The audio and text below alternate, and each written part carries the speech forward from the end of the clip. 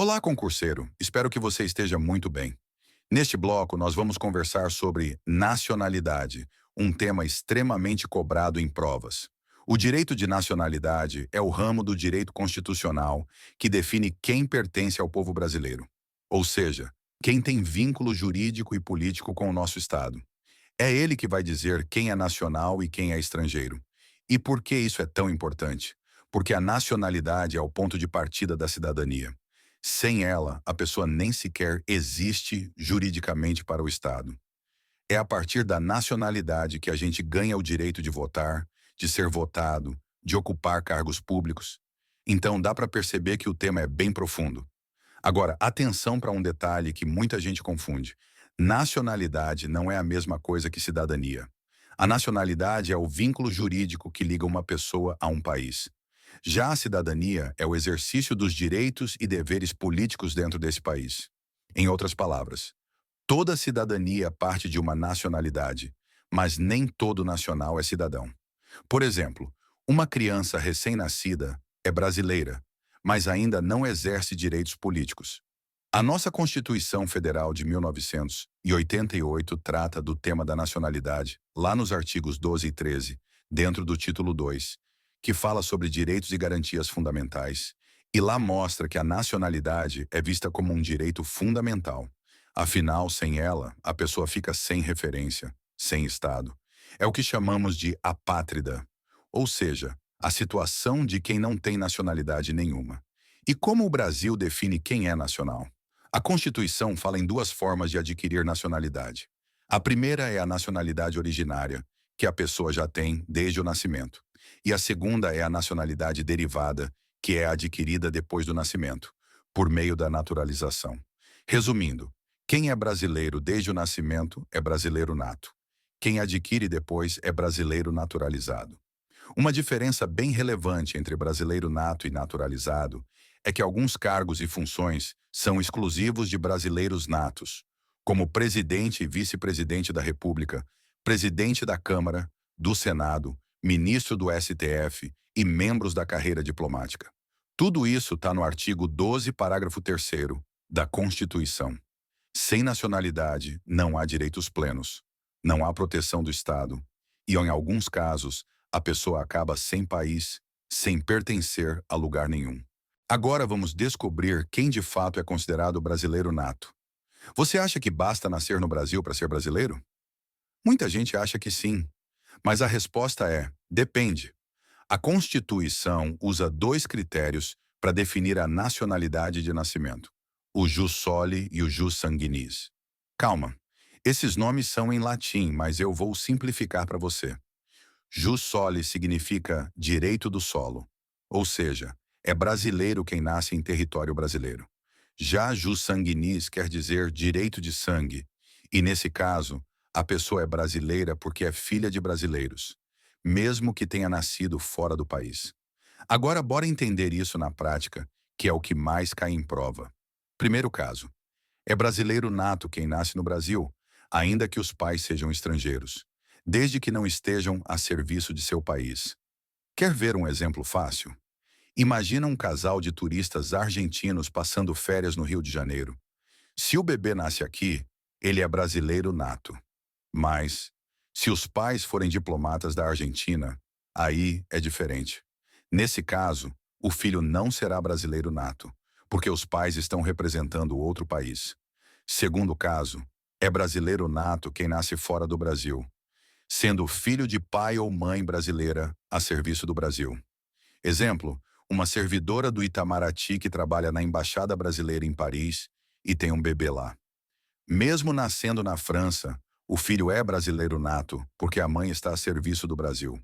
Terceiro caso, também é brasileiro nato quem nasce no exterior, filho de pai ou mãe brasileira que não estejam a serviço do Brasil, desde que seja registrado em repartição brasileira competente, tipo consulado ou embaixada, ou venha morar no Brasil e escolha a nacionalidade brasileira depois da maioridade.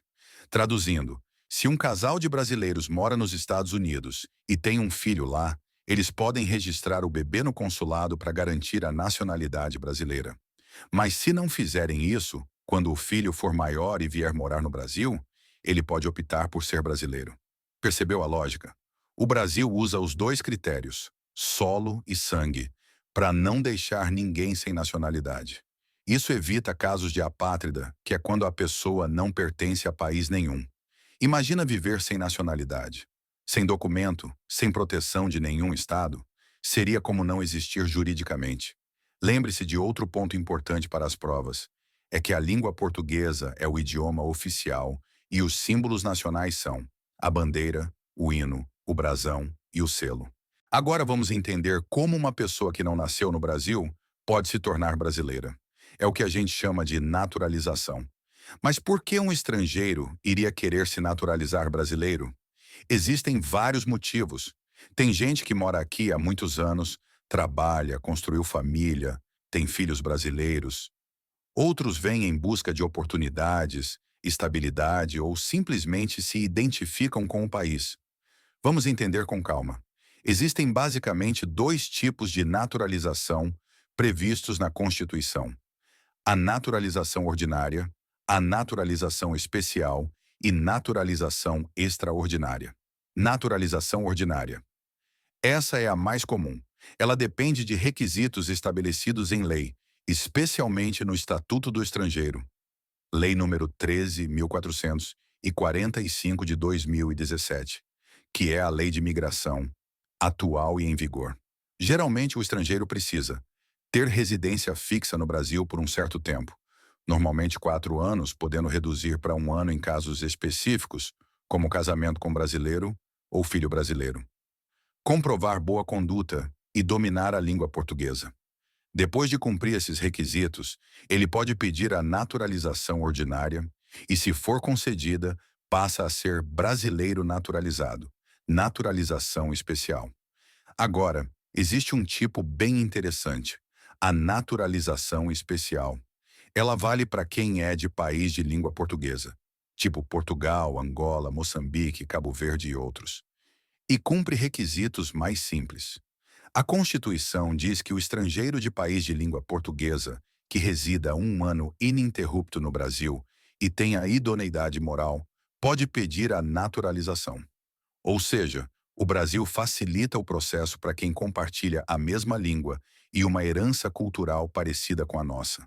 Naturalização extraordinária concedida ao estrangeiro de qualquer nacionalidade que viva no Brasil há mais de 15 anos ininterruptos e sem condenação penal. Nesse caso, basta o pedido. O Estado não pode negar. Legal, né? A ideia é reconhecer o vínculo real e duradouro dessa pessoa com o país. Mas agora vem a parte que mais cai em prova. Brasileiro nato e naturalizado são iguais? Em regra, sim. Ambos têm os mesmos direitos e deveres, inclusive os direitos fundamentais. Mas a própria Constituição faz algumas distinções. Por exemplo, alguns cargos públicos são exclusivos de brasileiros natos, como presidente e vice-presidente da República, presidente da Câmara e do Senado, ministro do Supremo Tribunal Federal, carreira diplomática, oficial das Forças Armadas, ministro da Defesa. Essas restrições estão no artigo 12, parágrafo 3º, e servem para preservar a soberania nacional. Afinal, são cargos estratégicos que exigem uma lealdade integral ao país. Outro ponto importante. O brasileiro naturalizado pode perder a nacionalidade se adquirir outra nacionalidade voluntariamente, salvo em 2 situações. Quando a outra nacionalidade for imposta pelo país estrangeiro, por exemplo, um país que não permite residir sem adotar a nacionalidade local, ou quando for uma nacionalidade reconhecida por tratados internacionais. Ou seja, o simples fato de ter 2 nacionalidades não é problema, desde que esteja dentro das exceções que a Constituição prevê. Mas vem um ponto delicado, e que as bancas de concurso adoram cobrar, que é: quais situações uma pessoa pode perder a nacionalidade brasileira? Pois é, mesmo sendo um direito fundamental, a nacionalidade pode ser perdida em alguns casos. E é isso que o artigo 12, parágrafo 4º da Constituição Federal explica pra gente. Então, vamos entender, sem complicação. A perda da nacionalidade pode acontecer de 2 formas. 1. Por cancelamento da naturalização via sentença judicial. Ou seja, quando o brasileiro naturalizado pratica atividade nociva ao interesse nacional. Exemplo, alguém que se naturalizou brasileiro, mas depois se envolve em espionagem contra o país ou em ações que atentem contra a soberania nacional. Nesse caso, a justiça pode cancelar a naturalização e a pessoa deixa de ser brasileira. 2. Por aquisição voluntária de outra nacionalidade. Aqui, a regra é simples. Se o brasileiro adquire outra nacionalidade por vontade própria, ele perde a brasileira. Mas, e é aqui que muita gente erra em prova, existem duas exceções importantíssimas, que estão no próprio texto constitucional. A pessoa não perde a nacionalidade brasileira se a outra nacionalidade for imposta pelo país estrangeiro, como condição para viver ou trabalhar lá. Por exemplo, um brasileiro que vai morar num país que exige a nacionalidade local para residir legalmente. Nesse caso, ele não perde a nacionalidade brasileira, porque não foi uma escolha livre, foi uma imposição legal. Ou quando a segunda nacionalidade for reconhecida por tratados internacionais. Por exemplo, nos casos de dupla cidadania entre Brasil e Portugal, com base em acordos de reciprocidade. Percebeu? A Constituição protege o brasileiro que adquire outra nacionalidade por necessidade ou acordo internacional, e não por vontade pessoal. Agora, olha que interessante. Antes da emenda constitucional número 131 de 2023, quem perdia a nacionalidade por ter adquirido outra precisava recorrer à justiça para tentar reverter a situação. Mas com essa emenda, o processo ficou mais simples e garantista. Hoje, se o brasileiro renunciou ou perdeu a nacionalidade, ele pode requerer sua reaquisição diretamente ao Estado brasileiro. É o que chamamos de reaquisição da nacionalidade. E como isso funciona na prática? A pessoa faz um pedido formal ao governo brasileiro, manifestando a vontade de recuperar a nacionalidade.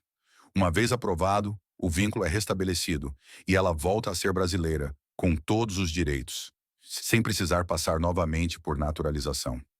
A ideia aqui é proteger o vínculo com o Brasil, mesmo que a pessoa tenha vivido fora por muito tempo ou tenha precisado assumir outra nacionalidade por motivos pessoais ou profissionais.